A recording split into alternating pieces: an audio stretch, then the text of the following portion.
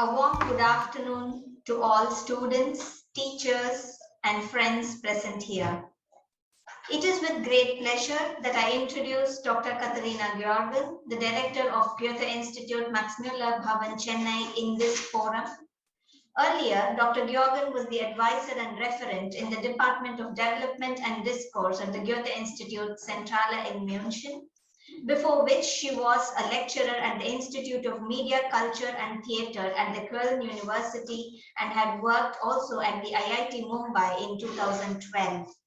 Interestingly, she has her doctorate on the theme Women in Contemporary Bollywood Films. Well versed in English, French and also Hindi, and living here in Chennai now, she is very much interested to explore the Dravidian culture. I invite you, Dr. Katharina Georgen, to kindly welcome the students and educators gathered here virtually. Hello, everyone. Today is one of those days where you actually don't want to go outside, right? You're happy if you have a nice indoor spot where you can avoid the rain and the urban space outdoor can stay the urban space outdoor.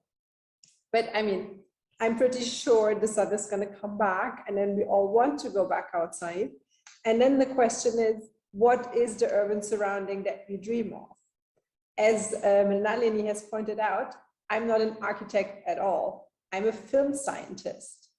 But the one fascinating thing about films is that production designers for films have created universes and cities that later on inspired real life cities because people were so intrigued by all of these ideas about what other people could think of as possible, and then they wanted to make it possible. Sometimes this takes very long, admitting that. But my point here is that the moment you can think of another environment and you can think of great spaces where you would like to spend time, even though it might not be possible immediately to create those spaces, some people in the future might pick it up and actually invent those spaces. So please don't allow your imagination to be stopped by anything. Every idea is a good idea, and you never know what might or might not come true. Since I'm not an expert, I'm only an expert about dreaming about the future. I'm really happy that Mr. Balsavar has agreed to give an introduction today because he actually has the knowledge about all the things we need. So thank you so much for joining us for this. I'm very much looking forward to your input. Thanks to everyone who's made this project possible. I think it's really important to speak about our environment and how we would like to have it and start a discussion. And then, as I said, who knows what comes true later. So enjoy, and I'm very excited about seeing your ideas on this topic. Have fun.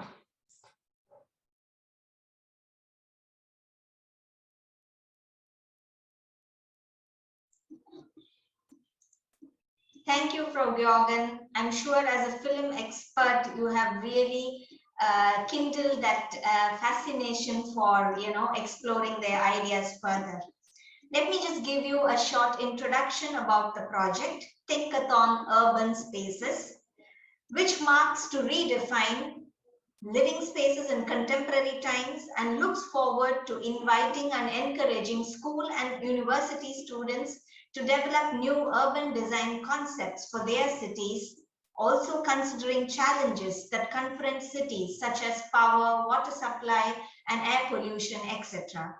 But this time, the focus will be on the influence of the new norms like home office, online offers, lesser physical office spaces, resulting from the corona impact on such developments.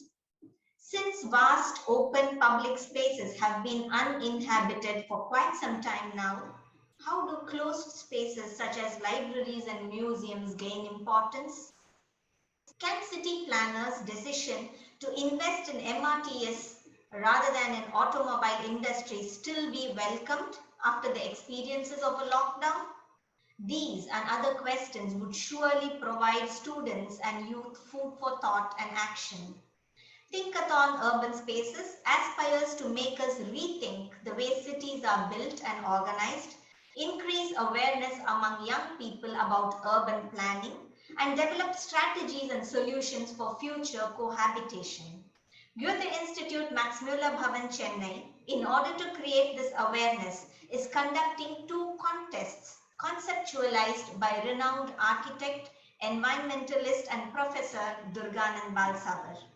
The contest for school students is on the theme, What do I dream for Chennai? A nice clean river or a memorable public open space? A painting competition for these school students, and the contest for college students is on how the pandemic has changed our idea of design for a home or a social gathering in a city. Students are invited to present a creative design interpretation. We are indeed very glad to have Professor Durganand Balsavar help us in conceptualizing these contests and also guiding us through with his expertise. At this juncture, I'm really delighted to introduce him, an architect, environmentalist, and writer. He founded the Artist Human Settlements Research Collaborative and the Roots Fellowship. Balsavar graduated from the CEPT Ahmedabad and ETH Zurich and has been engaged with the environment, communities, future cities, rural disaster mitigation, tsunami, Chennai floods, and war refugee rehabilitation. Mr. Balsavar is Dean at the Savita College of Architecture, Chennai, and has been a part of prestigious juries and an expert for various urban projects. He writes prolifically on urban, social, and environmental issues in the Hindu and other international journals and has authored a few books. Durganand Balsavar's social projects were selected as best practices and have been published widely. We really look forward to your expert talk on changing urban spaces, followed by which we will have a question answer session.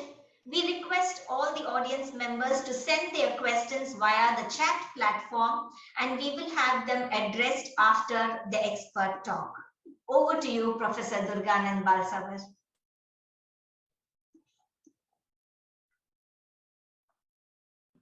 Thank you very much.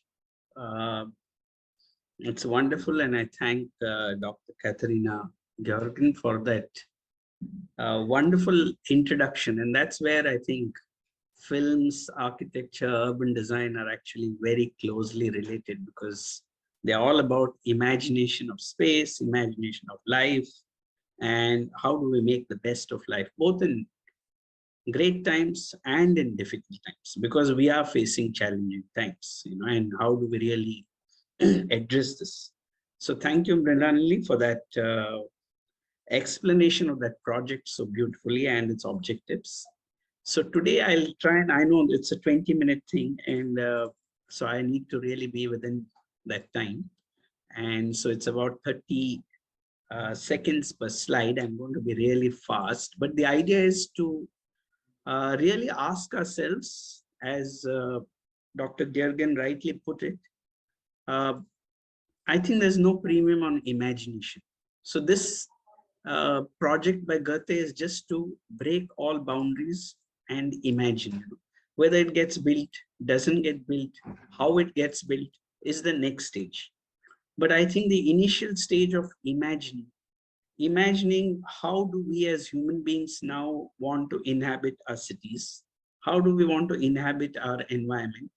Because we know at one level, there's amazing technologies. Today we can talk like this because there's a satellite somewhere near the moon, which is relaying this, and it comes back, and it's just mind-boggling that we can talk like this on a digital space so easily because of technological development.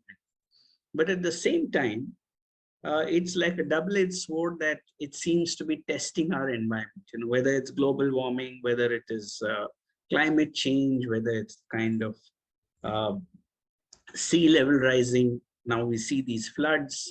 So I think this is a double-edged, and the imagination really is going to bridge this, and how we imagine.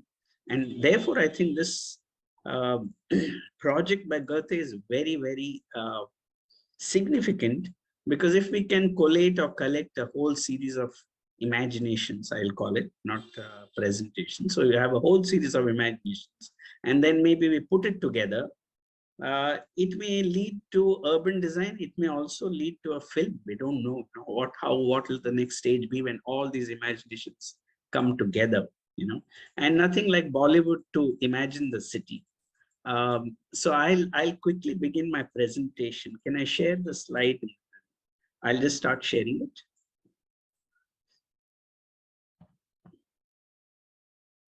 So let me just share presentation.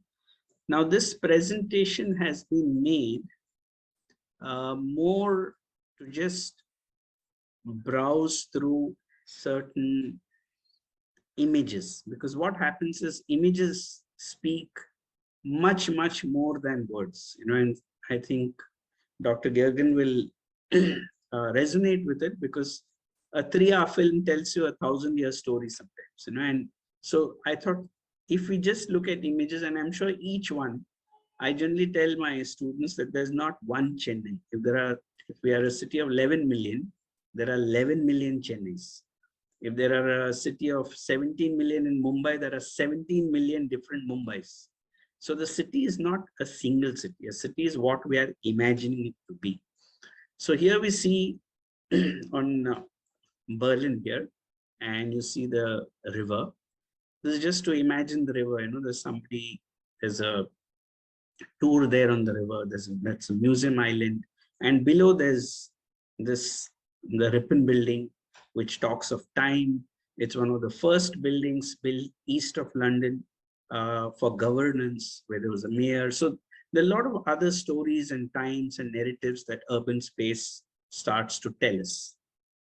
I am beginning consciously with Venice and San Marco because it is easily imaginable. You have one of the highest number of tourists coming to San Marco because this is an urban space where everyone can imagine. There's a space for gathering. There's a space for maybe religious festivities. There's a space where the people gather together to discuss important issues of the city.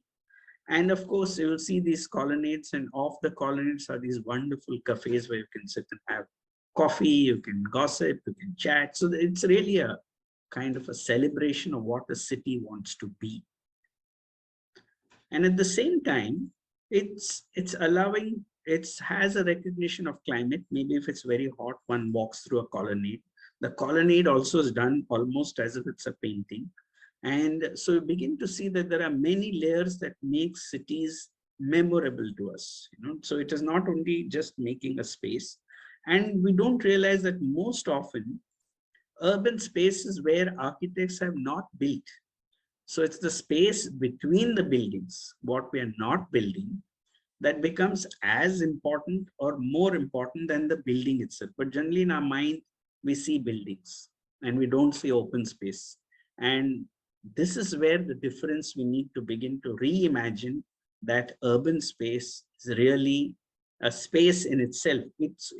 Louis Kahn used to call it a building without a roof. And I think it's an amazing way to think of a large room without a roof is urban space. So how do we reimagine that urban space that these are the wonderful parks in Berlin. So when we have such dense cities, sometimes it's nice to have a release. And this becomes an important aspect of urban space. Now, Chennai is beginning to develop its parks. So if someone says, let me rethink and reimagine a wonderful park, what it can be, I think that's open for this project. And you'll see that the park is really talking about nature. It's talking about how one is, but now it's talking about a city, not only for human beings, but a city for all species, a city where there are trees, a city for beyond the human being. Because I think as a species, the human beings, and more so, I think architects have become very human-centered and forget that we are interdependent and living with so many other species. So can this imagination open to think that the other species have an equal right in the city? Maybe they don't have a voice, maybe they don't have a lawyer to fight their case in the court, but I think they have an equal voice on how we imagine our cities. And this is again Berlin. You'll see that There are these small cafes, someone comes, there's a conversation. What it does, it starts building an activity and it builds a deeper relationship with nature. One big problem that happened in modern cities was that we went more and more away from nature as we started designing apartments, tarred roads, wide roads. It became more and more distant. Today, we are beginning to realize that we need to get closer to nature. These are parks of Paris, very famous parks. In fact, when we visit Berlin or Paris, you really begin to see that these urban spaces have been evolved very well. The reason I'm bringing this is just to provoke. And maybe we have, after the talk, some question answer or other thoughts, so that time we can kind of grow on this. So you'll see that a pathways, this is a small street in North Paris. You see memories of a restaurant or a bistro, and someone may be sitting there, someone may watch passers by. But more important, if you look at the back, in the background, there is this wonderful monument. So the city, in how we see, how we view, subconsciously starts bringing memories back to us. So you'll see two lessons, two teachers who are very reliable. I always tell my students, more reliable than any human teacher is the environment and history. I think these are two teachers who are extremely reliable, that every time I look at environment, every time I look at nature, wonderful teacher, wonderful lessons I can get, and history. And if a city starts celebrating this, now this is about festivity, so an urban space can change. It's not the same. In the morning, it may be a very dull space with just cars going, and by evening, you suddenly have lights and changes. And this dynamic aspect, to surprise, to change, to gather, to meet, to celebrate, I think that's the imagination of an urban space. I'm just bringing in a few references. So this is near Gemini, and you see that what sculpture does or what urban art does begins to also enrich our experience and memories of urban space. Some more festivities. These are just random slides so that we provoke ourselves. And at the same time, there may be important events in the past that have created these monuments in the city, and they sit like markers in the city. So someone says, I'm standing near Gateway of India, or someone says, I'm standing near the Eiffel Tower. These become markers because they become landmarks. But at the same time, they're trying to tell us a history that this city was not built in 10 years or 5 years. This city has been built over maybe 2,000 years, 1,000 years. And that story of a city over time is also something that urban space wants to talk to us about. And then, of course, nature and how we really intervene with nature. So there's very sensitively a few benches, respecting the tree, but also respecting shade, because shade is, I would say, a very important element of urban space. When we design any space, if there's no shade, it becomes very difficult to be there. And this kind of a relationship with the tree, with shade, and with changes. In the morning, the space would be very different. In the evening, it would be very different.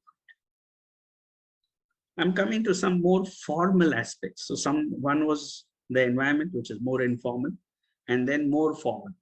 So in Bollywood, if they want song and dance, it will more be in the informal. There'll be the trees, and there are now, I'm sure, even the formal. But if you see Paris, these were formal, or even Berlin, these were formal experiments of urban space where every building was regulated, the height, the color, the dimensions.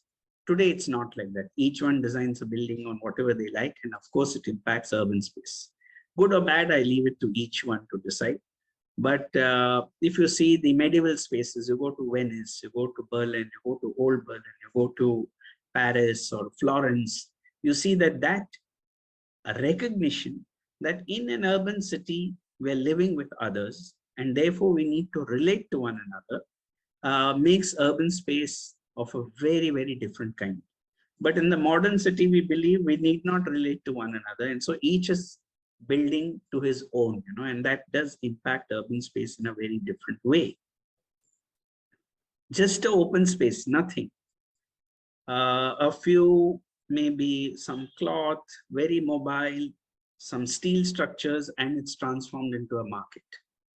And this market could be someone having some very, very, I know that in the flea markets, this is Warsaw, but in the flea markets of Berlin, even Ahmedabad, Warsaw, you sometimes find such strange artifacts that people have brought from their home that you really think that human beings are so creative. You know, you'll find a small clock that can sing like Mozart, or you'll find something. And this kind of mystery of urban space, you may find a book which was published in 1850 and someone has kept it there in a market of this kind, and you're searching for this book on the net and you couldn't get it, and you get it here. And I think this mystery of urban space, this unpredictability, comes from the manner in which it's made.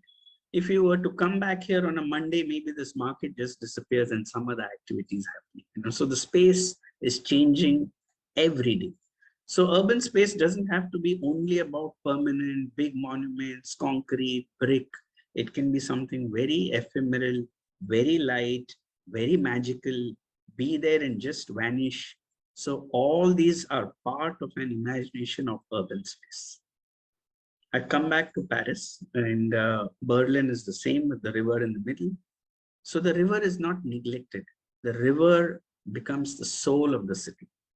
So for many years in the past, we treated rivers like for effluent, for toxic, and slowly the rivers went out of our imagination. And a few years back, Goethe had brought this project called Embrace Our Rivers, and where we opened up this idea of the river again. And I hope in this project, a few of you can really begin to say, what can we make out of these rivers in Chennai? Because they have really the potential and possibility to become amazing rivers. If you look at British history, they call our Chennai rivers the Thames of India. So I wonder, where is the Thames of India now? And I think that gives us a source of imagination on how they can transform. How do we transform these rivers? This is just a view of a garden in Singapore. And then this is how Fort Wayne, I'm randomly taking examples so that it in a way doesn't necessarily, in a way it doesn't necessarily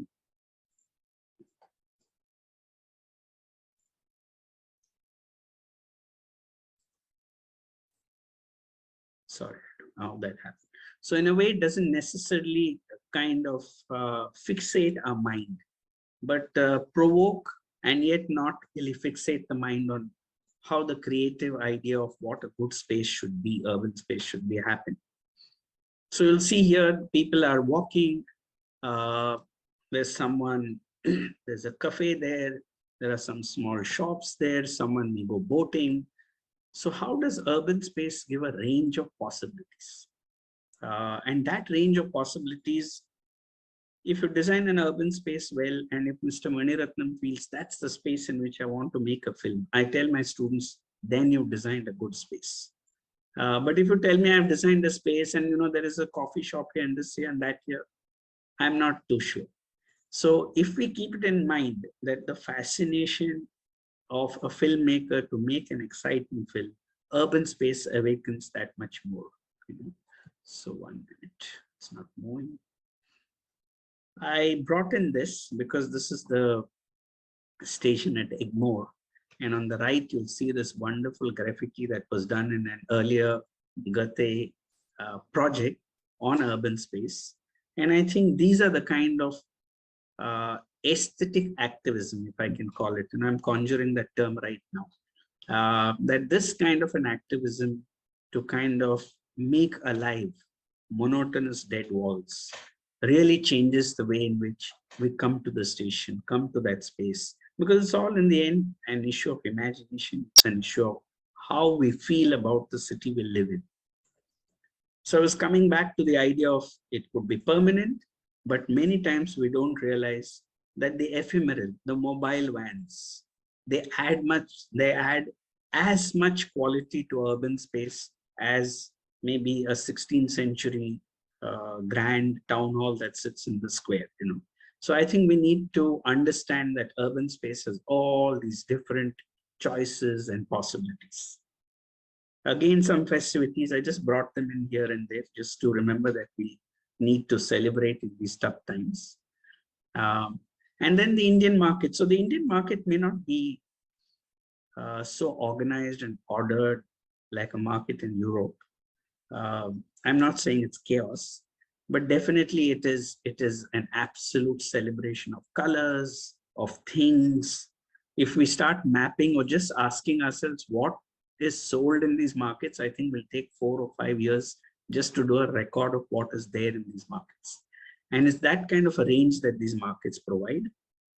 I'm coming back to an iconic iconic building. So you again see now there is an icon, and you will see that in the icon there will be, so in this icon there will be I think there's in the icon you will find that there is this idea of a certain imagination. Yeah, you begin to see there is a certain imagination and in the icon. So it could be the Eiffel Tower, it could be the Empire State Building.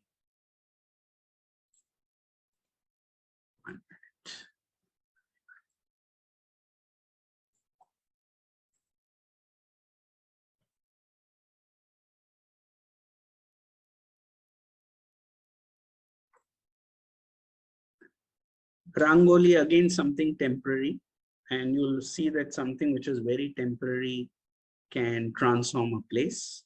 It may have a significance, a symbolism, some festivity, but it brings in a lot of color, but more than it brings in celebration and togetherness. So that's a very important role of urban space, that it's not only aesthetic or good looking, but it encourages people to meet, to gather, to feel good, and to begin to understand new aspects of the city which they never knew before. Color, this is just to show what can happen in urban space. And then what are the elements of urban space? You know, and we have to remember in those days there was no mobile, there was no time. And so they needed these huge clock towers, not only to mark location, but to also keep everyone punctual in a city. So those memories come up in the clock tower, which is there in Ripon building as well. Cycling, the way we move around in a city changes our perception of the city. So if someone wishes to look at a new city where it's not with cars, but all of cycles, Barcelona is into it, Berlin, Paris, they're really reimagining their cities as bicycling cities. Some again, this is Goa, a carnival. And the reason I'm coming to these medieval towns is that urban space need not always be those large imaginations that we have. Sometimes narrow streets and discoveries of some very wonderful, some craftsmen, or maybe an art gallery. It happens in these small Italian towns also. So urban space may even be as mysterious as these narrow alleys. You know? So our mind can really be open between what kind of urban space a city is willing to provide us. I come back to the Emscher River art, which was part of the project for the Chennai River, and we had all been through the Emscher art in Germany at that time, where art becomes the agency or becomes the inspiration to activate urban space, which otherwise would have been derelict or neglected. And so these artists come and inhabit the banks of the river and build, create, and you find that on the weekends or through the week, the city is here celebrating, understanding nature, and you really begin to see other aspects of the city. I come back to Paris to just relook at what is the idea of a street, what is the idea of a pavement, what does a tree do in an urban space. And if we start in our creativity becoming a little more conscious of this, I think because pavements need to be more walkable, but at the same time, pavements need to be more celebratory. And you can literally, and I can vouch from personal experience, I walked Paris from east to west, started at 6 in the morning and reached at 2 in the night at the other end. And you can see that you just enjoy the experience, because At every street, at every point, there's something happening in the city. You can converse with the building. Maybe there's an art show, maybe there's a gallery, there's a library, as Rinalini was saying, and you just feel like Berlin is the same experience where you suddenly come across a small library, you could walk in, or there's a small glass room and there's a conversation on, there's a professor giving a lecture to 6 people, you walk in and sit, listen, and you can move out. So all these unpredictable experiences which grow your awareness of what a city can be, I think is the city that we are looking for. So these are again tree-lined streets of Adyar. They're amazing, but I think we can very well look at the potential of this as urban space, more than the shade of the tree. And this is why we're bringing in some images here on, there is a possibility of imagination. And so can we imagine urban space afresh, given the pandemic in Chennai, so that we really start looking at how it could transform. Heritage, so Chennai is very rich in heritage, and the memory of old buildings brought into new uses. So old buildings did not necessarily be demolished. In Europe, there's a culture where all old buildings are brought into new uses. So how does that transform? How can we think of new uses for old buildings? Again, a street. And so I end with the beach again, because we are proud about one of the longest beaches in the world. And of course, so what can happen with the beach? You can be very philosophical, look into the horizon, see the sun rising. And so the beach also has a lot of possibilities. And Chennai owes a lot of its weather to the beach, of course. And I think if there were more trees, we can look at the microclimate of Chennai in a very different way. How we would link this is that we could look at it in terms of, I'll just close with this. I think I'm 3 minutes, I short my time. But what we can do is, I'll close with this, that there are environmental issues. We are seeing the rain there, we're seeing the beach, we're seeing the needs of a citizen. How can our imagination now synthesize this? One clue I can give is that if we had made a wonderful lake or a wonderful reservoir where we all could be there on weekend, or things are happening, maybe there's a library, and the lake was large enough to carry the water that the rain is bringing us, I think we will have a completely new picture of our city. So it's all interlinked on how we make a lake, how we conserve rainwater. At the same time, it becomes a promise of celebration, gathering, knowing what a city is about.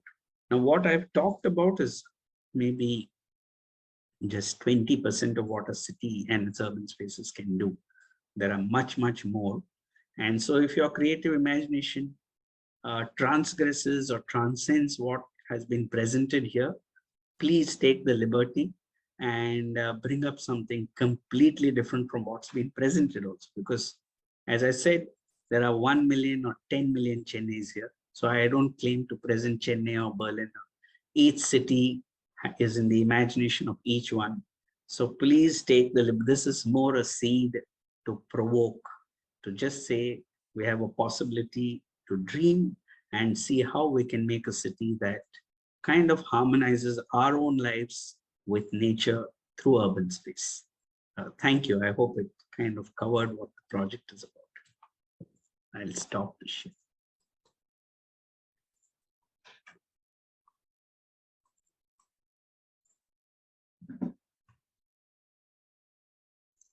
Thank you very much, Professor Durganand Balsavar. You have given us really a wide view of, I do not know, it's been a complete collage of all extreme possibilities through, times, I would say, even historically up till the present day, from something very traditional to the very contemporary. And I'm sure the students who are gathered here will have multiple views and imaginations in their minds, but I do not see any questions specifically on the chat.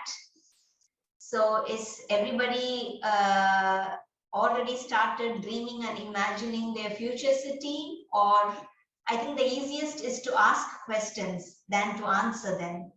So here is a professor who is willing to answer questions. Do still any one of you have questions? I would wait for another few seconds for you to send them on the chat.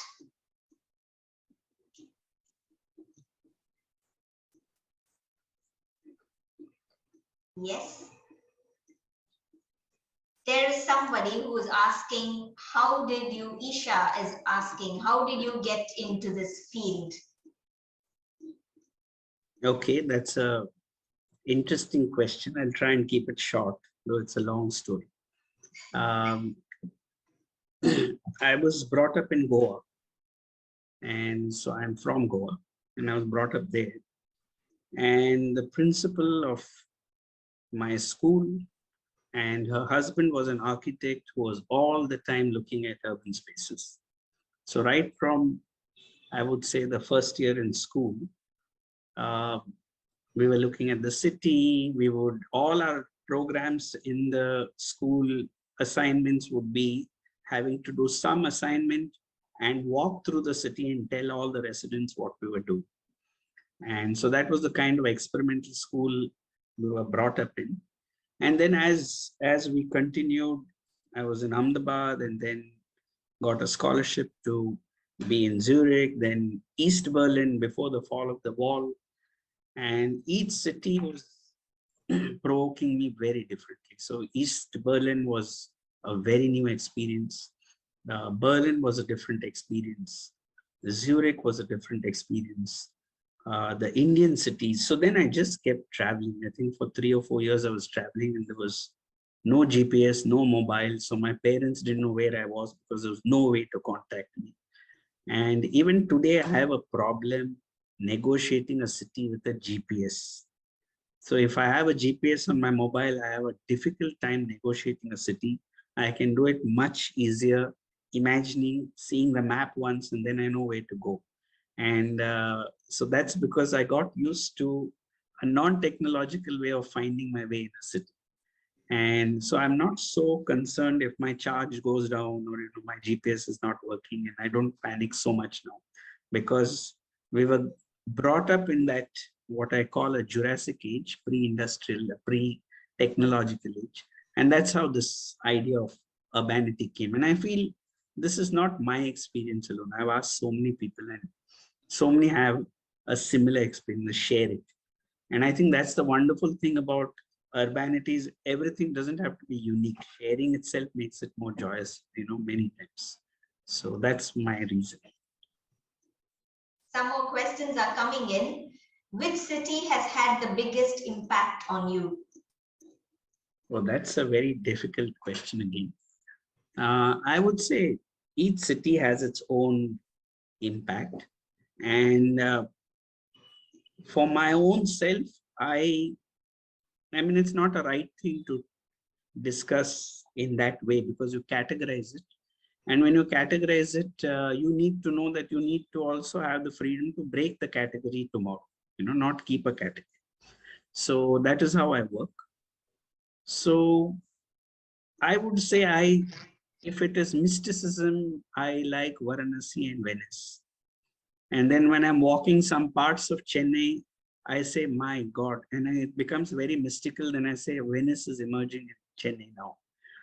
If I see Mumbai, there is some aspects of Mumbai which is very robust. And when I'm in Rome, I suddenly see Mumbai emerging in Rome. So, I mean, I really see cities are conversing with one another. And you can see different aspects of either very pragmatic, great construction techniques, and a respect for urban space. There are some cities where they're so concerned about the pavements that you would never trip. You would never trip. Imagine the level of detailing that has to go into such a large city that every detail of the pavement and has to. So that to me is a very humane city. That a city is concerned about the pavement. So I look at cities in different ways. I don't categorize them and put a hierarchy. because every city is to me mysterious and so much to be discovered. You go into Georgetown, you could spend years there. In a few shops, you speak to the shopkeeper and he will talk about his grandfather from 1910 who met some, and he must have even met the prime minister. And it's an amazing narrative that you come across in these stories. And I think that's why a city is always exciting. No city can be a boring city. So there's somebody who's asking you, do you think that our Chennai is changing like other big cities? I think all cities are changing. Whether they're changing for the better or not, climate change will tell us. But I think that is the whole provocation for this project, to reimagine our cities, because they're changing and they have to change. Cities will change. Cities are like living organisms, so they will change. Any living organism changes. And so cities are living organisms, so they will change. I think the question would be, how do we negotiate that change so that it's more humane, more friendly with the environment, and a better living condition for all? I think that would be the question. But definitely all cities are changing, and Chennai is also changing like any of the other cities. There's somebody who wants to ask you, how do you define safety in Chennai city?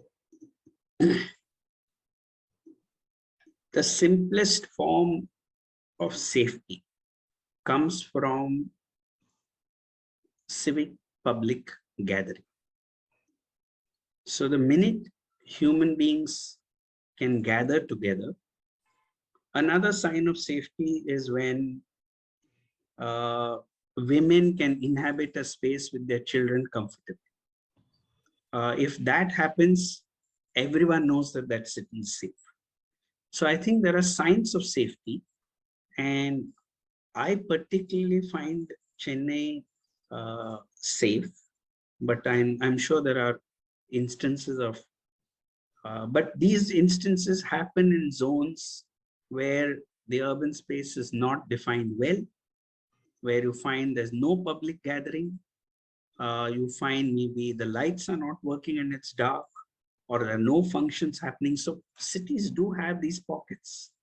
And but by and large, if a city is caring, and you'll see every time there's a calamity, it's a sign of resilience of Chennai, that everyone helps one another, and they just leave everything and they help. And in the last floods, we saw it. We were working day and night during the floods. And I remember we needed some 200 volunteers the next day at the Corporation of Chennai in the 2015 floods. And somebody went and placed my cell number on the internet and on the Facebook. I couldn't pick up my phone after that, because at a time I was getting 10 calls and 15 calls. I just couldn't use my phone. That many number of calls. And then the next morning, we needed 400 or 500 volunteers. We had 7,000 volunteers the next morning, and at the corporation building. And we were shocked, because I think that's the level of kind of generosity a city carries. And so these are all indications to me of safety, of how we kind of gather within a city and what a city means. Now it's a question of, how do we imagine something more physical? How do we imagine the public spaces to give a new dignity to this act of generosity and collaboration that our city has? And there I feel definitely it is wanting. The rivers need a reimagination. The beach needs a reimagination. Open space to inhabit needs a reimagination. So I think there is a need for that imagination, and therefore this project becomes very exciting, because I'm sure each one has many ideas on what can happen to Chennai. There's somebody who's asking you, the government is introducing smart city projects. Do you think that building new bridges and buildings makes the city a smart city? See, I think these are a little, these are very, very important questions. But if you ask me who's into urbanity, uh, a simple question like this, we may not be able to even address in a whole 2-day seminar, because when we talk of smart city, we're already talking of a technological city. And as I said, we are enjoying technology. Without that technology, we wouldn't have had this meeting. So I won't be against technology.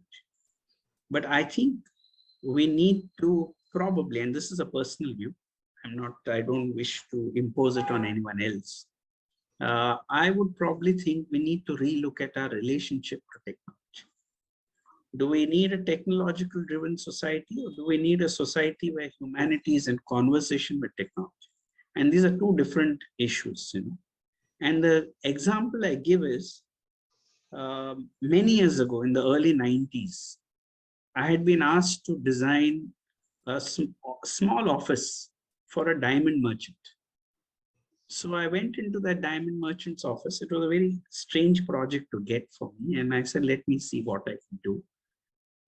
And in the diamond merchant's office, he had no CCTV cameras at all. And there were these expensive diamonds lying all over the floor, on the table. Customers would come, and it was not in lock. It was not in lock and key. There were no CCTVs. He had these 30 people who were working on it there. So I was very surprised, and I asked him, how is it, you have all these diamonds and you have no CCTV? He said, no. He said, you need CCTV only when trust is lost. So these CCTVs come when trust is lost. So they become a substitute for human trust. So I think the smart city project can simultaneously work with how do we reawaken through our urban spaces the idea of community, the idea of gathering, the idea of conversation, the idea of relating to human beings. So I don't call this social distancing. I know that term has been traveling for the last 2 years. At best, I would like to call it physical distancing. Social distancing has, other connotations of class and caste and all that, which we are so freely using.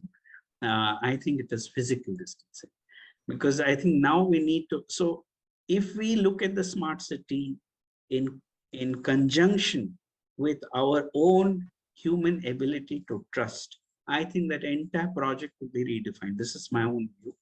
And so when we look at building bridges now, if I want to reinterpret it, I will say building bridges is between people. We don't need these concrete bridges all the time. So if I know he means these concrete huge flyovers and that we're building, but I think we need to really look at building bridges between communities, between people, and really relook at the kind of infrastructure we're building more in the context of climate change, or how we are utilizing material, how we are digging up the earth's resources. And I think that's where the imagination would lie now, in kind of seeing how can we do all this without that, while we preserve nature. So this would be my own view on the smart city, that technology is required, but probably we need to redefine our relationship to technology. So does it become the big brother watching us at all times, surveying everybody? We all stand in line, and the city tomorrow says this city will have only this kind of uniform every citizen will wear. I don't know what level it can go. Of course, it can become a great script for a film, but I think we really need to look at a city which is more humane, more celebratory, more freedom, where technology just becomes a tool and an aid to enable us to live well. And that's how I would look at the smart city project.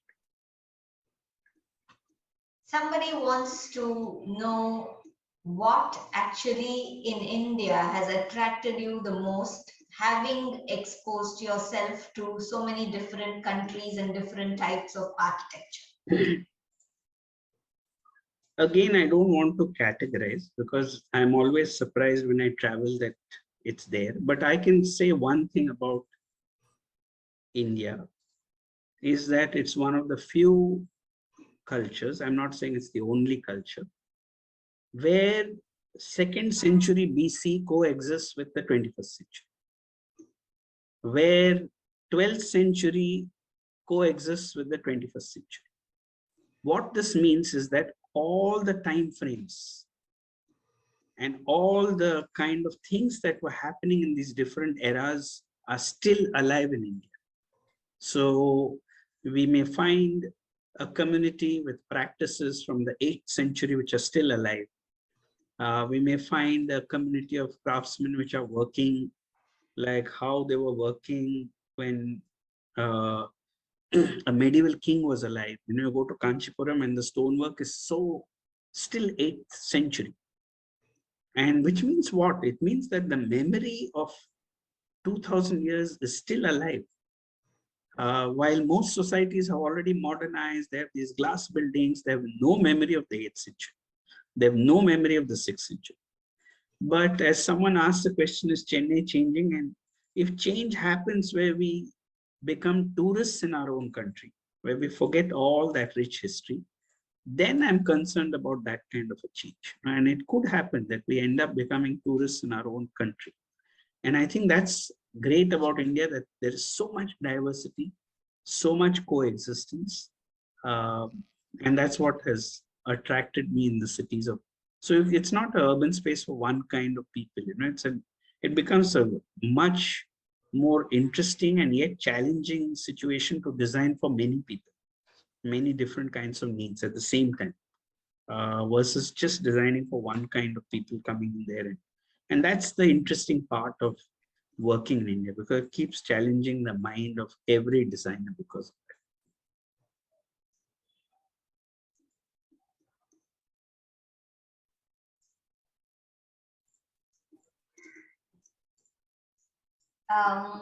You talk about creating urban spaces, but I think that Chennai has many historical sites and urban spaces, but we put very little effort in preserving or maintaining them.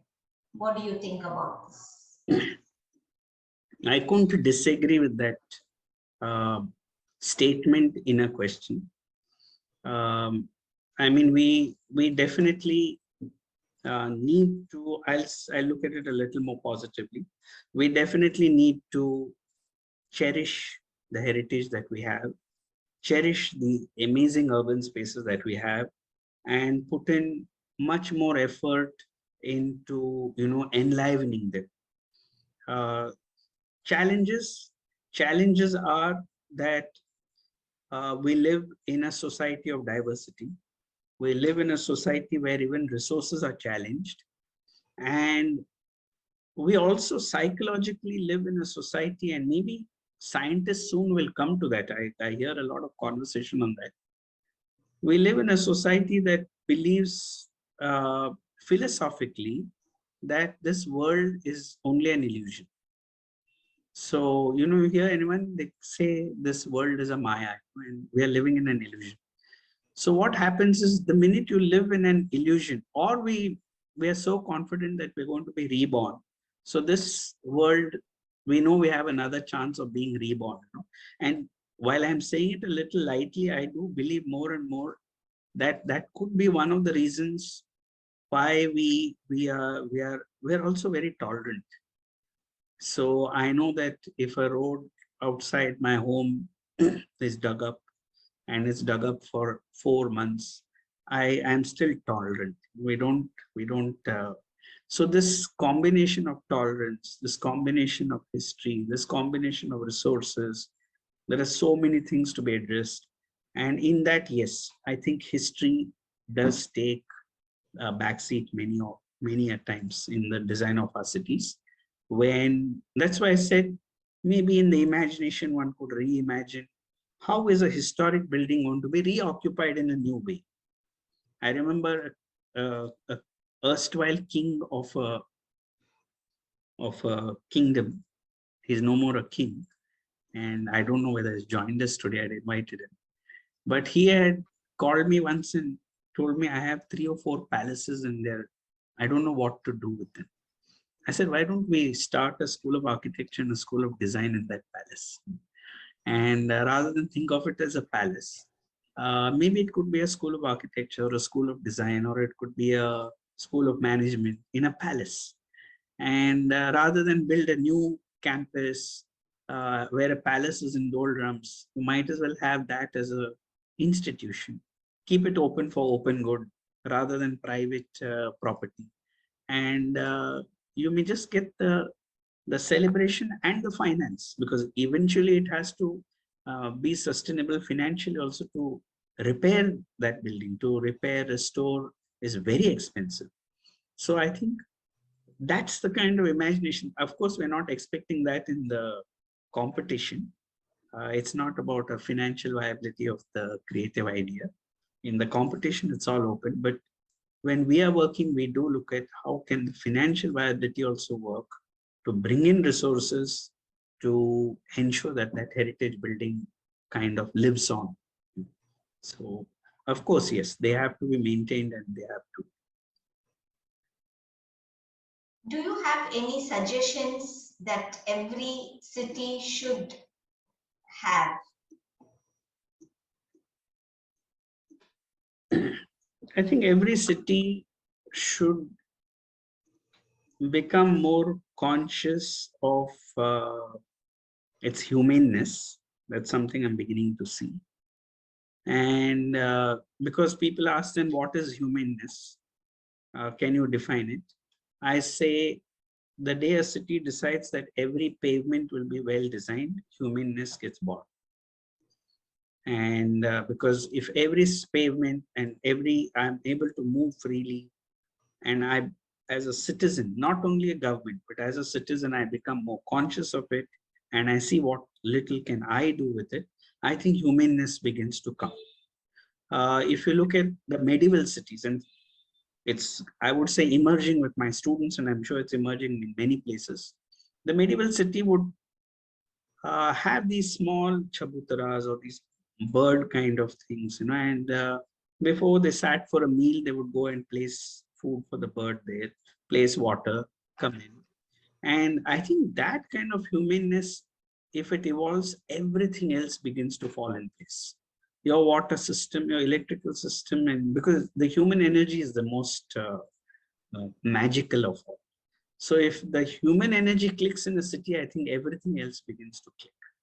And so I say, let's look at those signs. Otherwise, it becomes so vast to define what we have to do, where we have to start.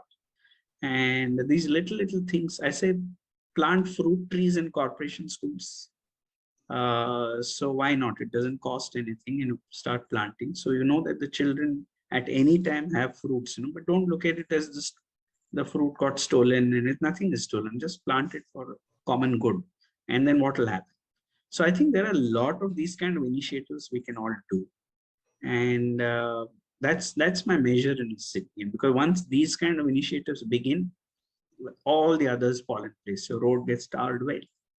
You have spaces, your bus stops become good, because then it's a general human condition. It's not a specific functional issue. So, yeah.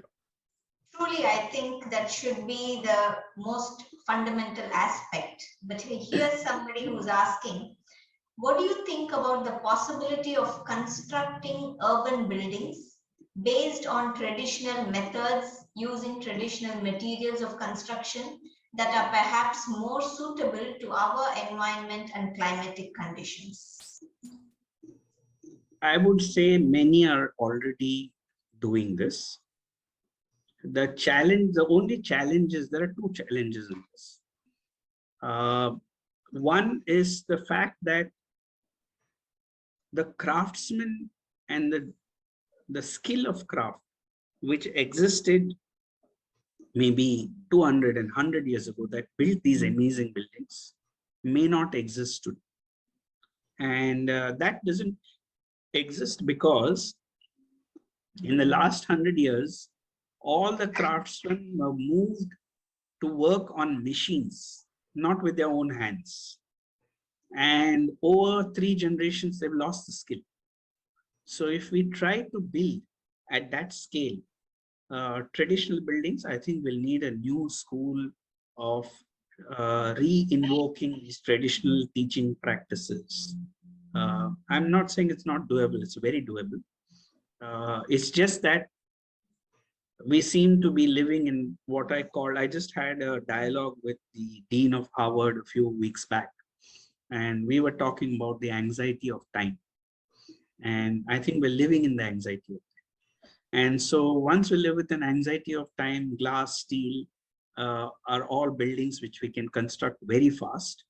And so speed starts overtaking our need for maybe quality space many times. And so these are all the challenges which are there with this. Yeah. Okay. Somebody wants to know, do you bring your designs to real life the way your mind exactly sees it? If so, how long does it take?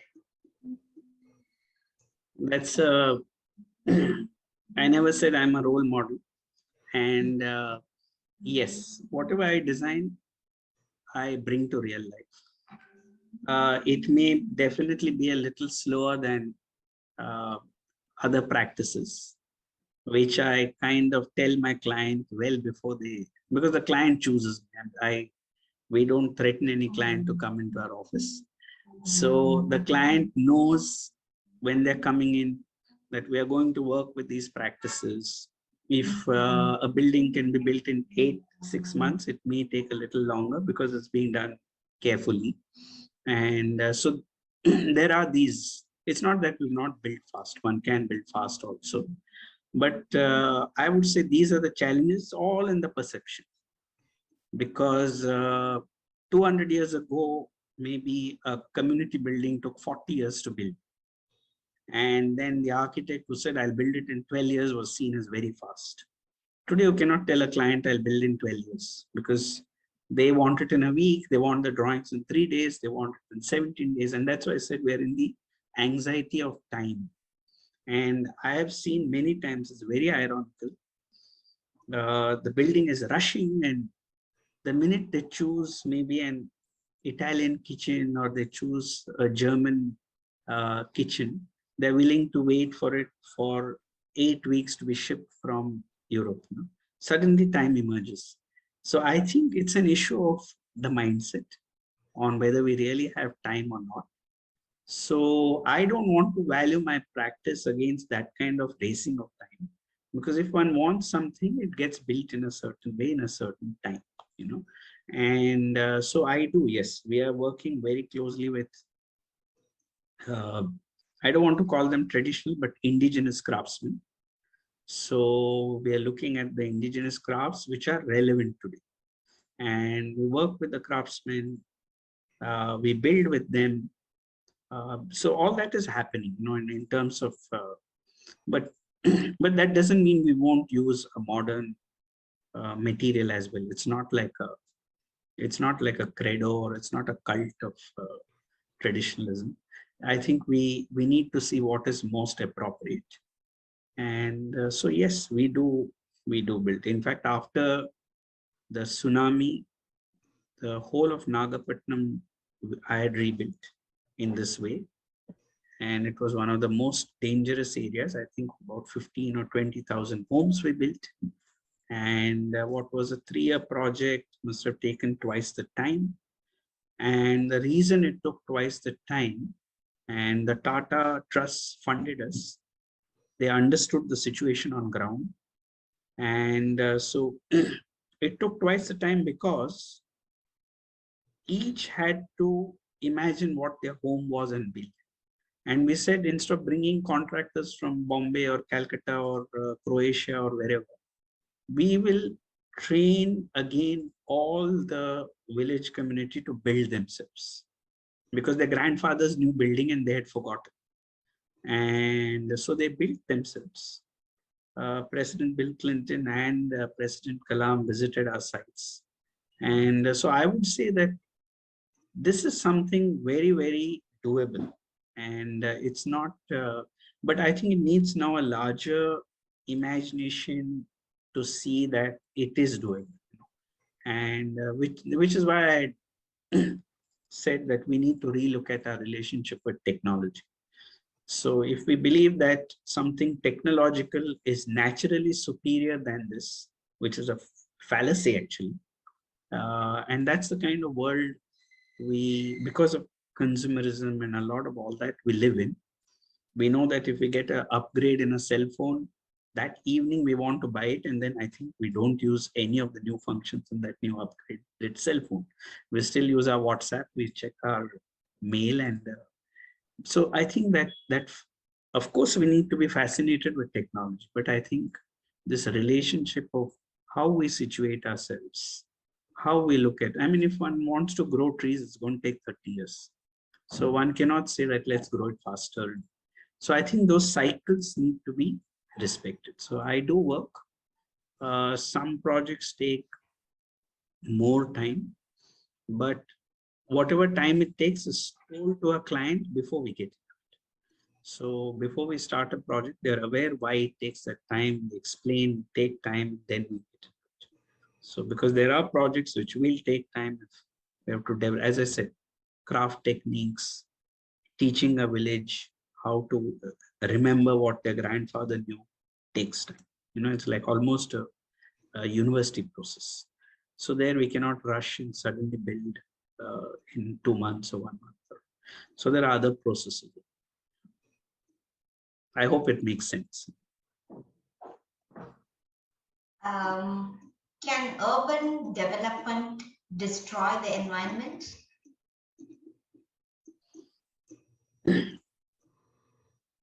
Now I'll give you my own definition. I don't expect anyone to agree with it, but the word development, develop,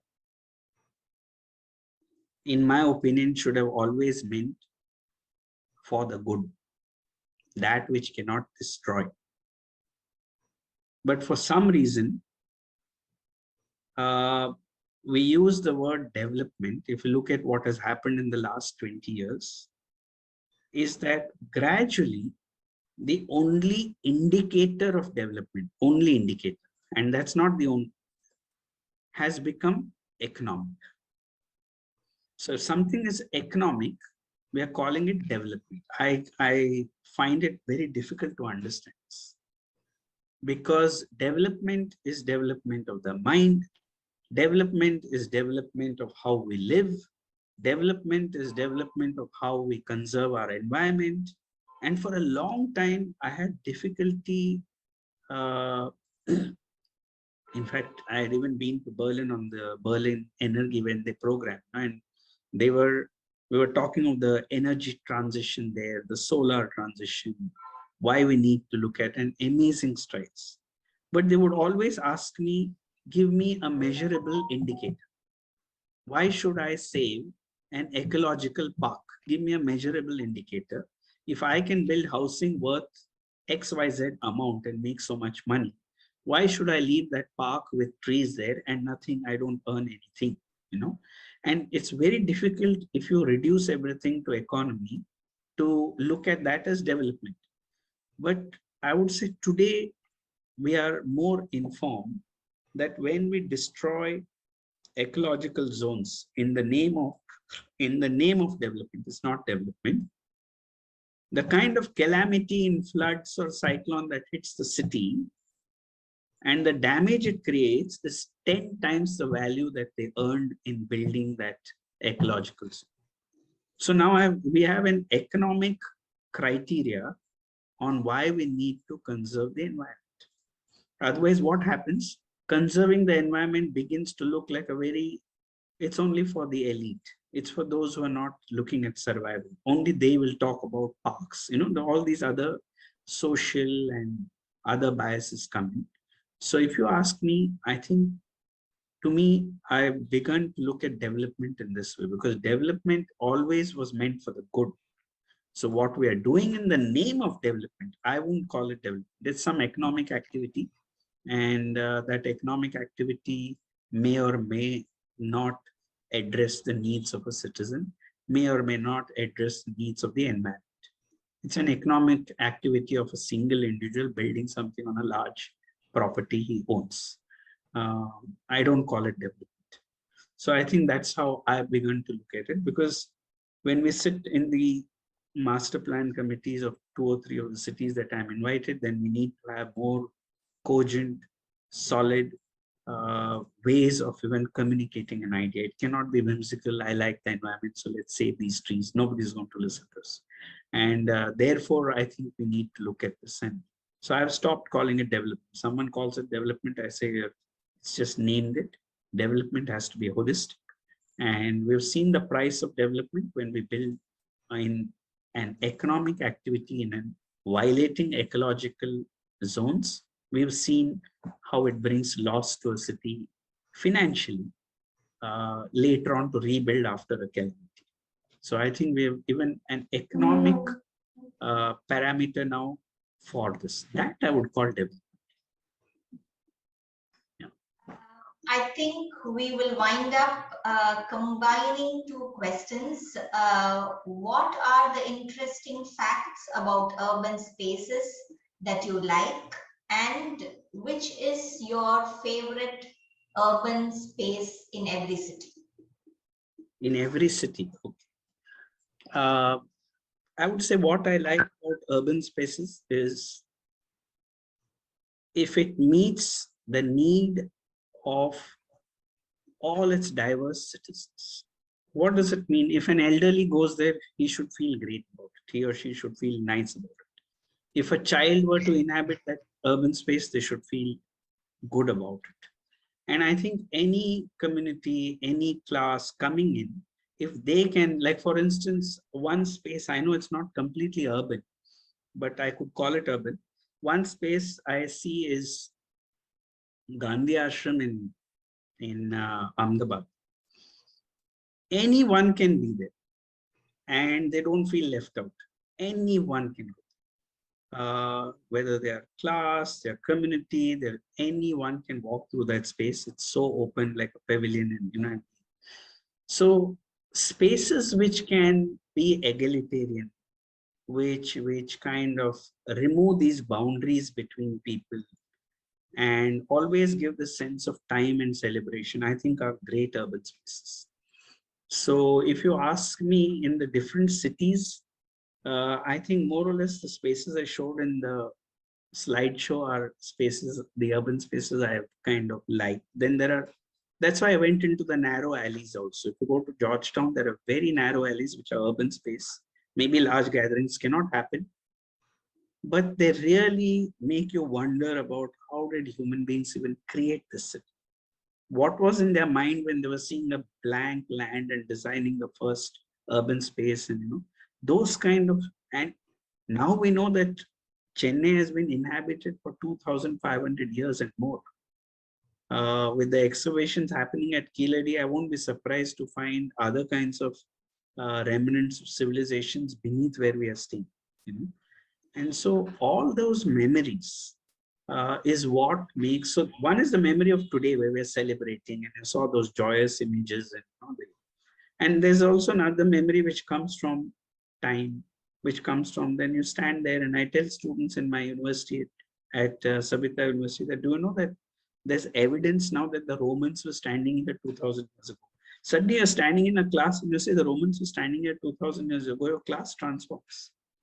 Because you're thinking, oh, am I standing in a space close by where they crossed? You know, there may not be any relic, but you know that they traveled past. Or they were at Kanchipuram, they went to Mahabalipuram. So I think those memories also layer how we imagine urban spaces. So I hope I've clarified or not. So with that, I think we will round up our question and answer session. And thank you so much, Professor Durganand Balsavar, for so willingly and so wonderfully inspiring the students and answering their questions and bringing in that quality of a personal affection to urban spaces, which we should not wrongly imagine as something which comprises of only concrete structures and which is something very cold in feeling. It is so much the human aspect and the environment that goes hand in hand with structures that we create, and that is, I think, a hope for a very positive and very developed cohabitation, I would say. Thank you so much for bringing in and stressing on these aspects of humanitarian values in development, and I think that's very much important as a foundation and base for students, even when they imagine what their future cities need to be. So with that, we come to a conclusion of the question answer session. On behalf of the team at the Goethe-Institut Max Muller Bhavan, Chennai, I once again thank all of you for having attended this expert talk session. I'm sure many of you would be inspired and enthused to explore your imagination and express them creatively.